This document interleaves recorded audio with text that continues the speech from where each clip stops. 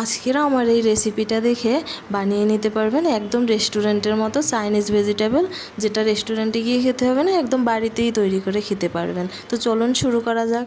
এই রেসিপিটি তৈরি করতে আমি নিয়ে নিলাম কিছু সবজি। আমার বাসায় যেগুলো ছিল ওইগুলোই নিয়ে নিলাম। তবে কালারটা একটু সুন্দর করার জন্য আপনারা অবশ্যই গাজরটা ব্যবহার করবেন, আর সবুজ কালারটার জন্য ক্যাপসিকাম বা বরবটি অবশ্যই নেবেন।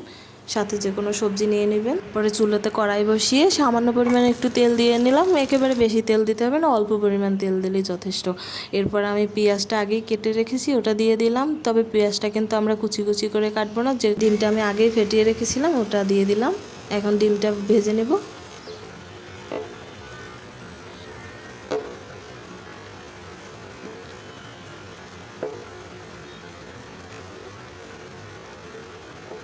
ডিমটা একেবারে যেন গলে গলে না যায়, একটু যেন আস্তে আস্তে থাকে, সেই জন্য একটু আস্তে আস্তেই নাড়তে হবে। এরপরে যেই দেখবো যে সবজিটা আমাদের ভাজা হয়ে গেছে, তখন আমরা এর মধ্যে পরিমাণ মতো জল দিয়ে দেব, আর দিয়ে দেব পরিমাণ মতো লবণ। তবে লবণটা যেন বেশি না হয় সেদিকে খেয়াল রাখতে হবে।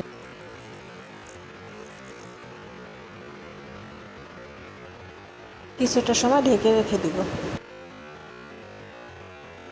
চাইনিজ ভেজিটেবলে সয়া সসটা অবশ্যই জরুরি, অবশ্যই সয়া সসটা দিতে হবে।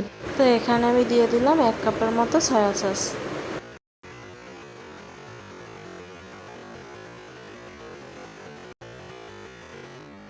এরপরে একটু ধনিয়া গুঁড়ো করে দিব। ধনিয়াটা দিলে অনেক সুন্দর একটা ফ্লেভার আসবে।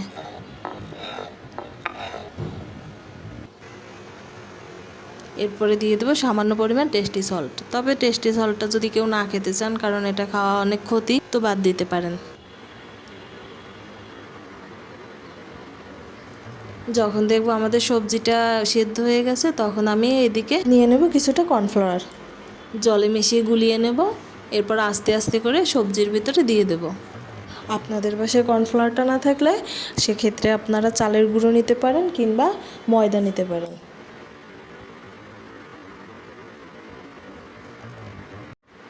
তৈরি হয়ে গেছে একেবারে রেস্টুরেন্টের মতো চাইনিজ ভেজিটেবল সবজি।